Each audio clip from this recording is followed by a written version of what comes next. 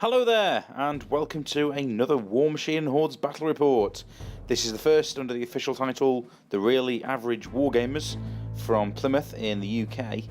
It's a 50-point game of Warmachine Hordes, bit of practice for what was, at the time, the upcoming European Team Championships in Manchester at the end of July 2014.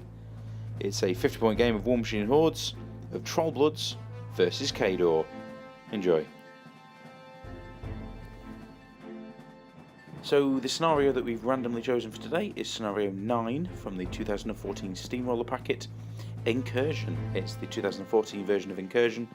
So there's 3 flags, one bang in the centre of the table, and the other 2 9 inches in on the midline of the table.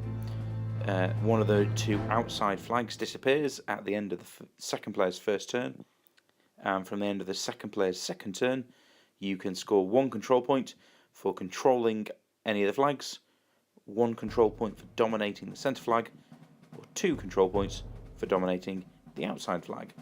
The winner is the last player with any remaining warlocks or warcasters, or the first 5 control points. It's not Killbox scenario, and we've got Grim Angus versus eSorscha. Let's have a look at the armies.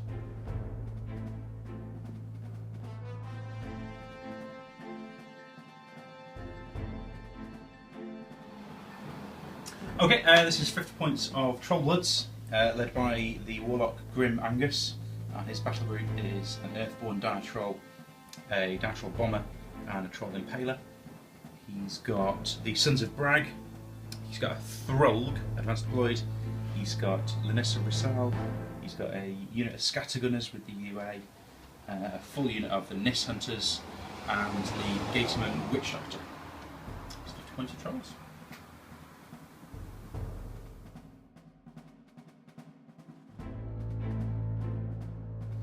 Okay, this is 50 points of Khador, led by eSorscha, being proxied here with eSorscha. So in her battle group she's got Conquest, and this is Beast 09, a bit of a conversion there. She's also got the War Dog attached to her. She's bought 2 units, she's bought full Winter Guard with the UA and Joe, but no Rocketeers. She's bought full Chiesi with the Underboss, and for solos we've got Epic Eris over here, and Gorman DeWolf right next to her there. It's 50 points of Khador.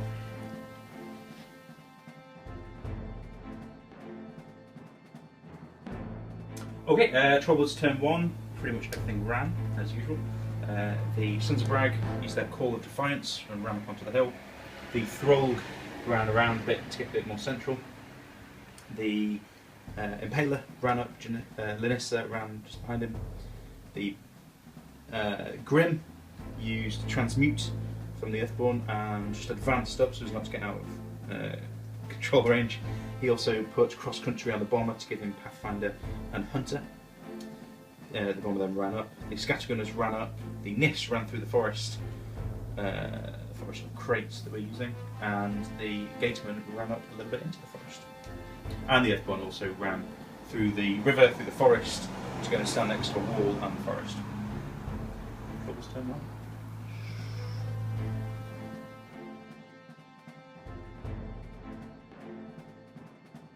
Okay, Khador turn 1, pretty much everything ran forward. First thing that happened was Sorscha moved up, cast Iron Flesh on the Winter Guard and called Desperate Pace. And then cycloned over so she'd be in cover with that wall is.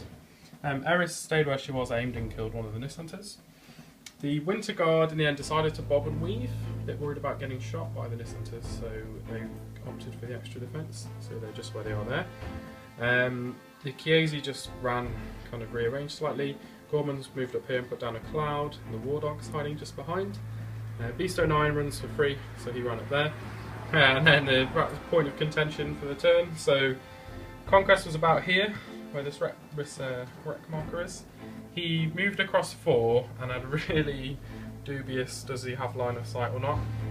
We flipped the Sturgis quick signal coin, and it turned out that he did, because it was bang on, really difficult to call, so we just flipped a coin. But he did, and he had range, and he shot that guy down to 3 health, and put down some covering fire here. Did try for another shot, the right link guns, but they were no line of sight, no range, so that's done. It's Khador turn 1.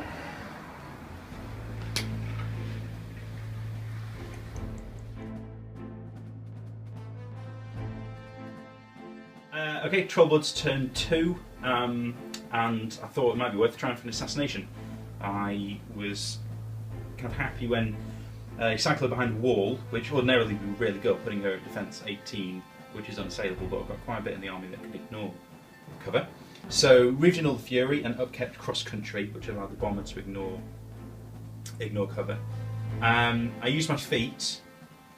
I cast Far Strike on the bomber to give him snipe, and then charged straight off the wall up the field to catch eSorscha under the feet. So Grim didn't get to shoot, but he didn't have the range to be able to shoot her, but he charged up, catching her under the feet to bring her defence down by 3. The scattergunners walked up, tried one shot at her and Eris, but missed them completely. The bomber walked up, chucked his first bomb at eSorscha, needing an 8 to hit on a boosted hit roll. Missed, unfortunately, and scattered way off into the distance. Bought a second one, which connected, and dice +1 did something along the lines of 11 points of damage. And a few points on Eris, but not killing her.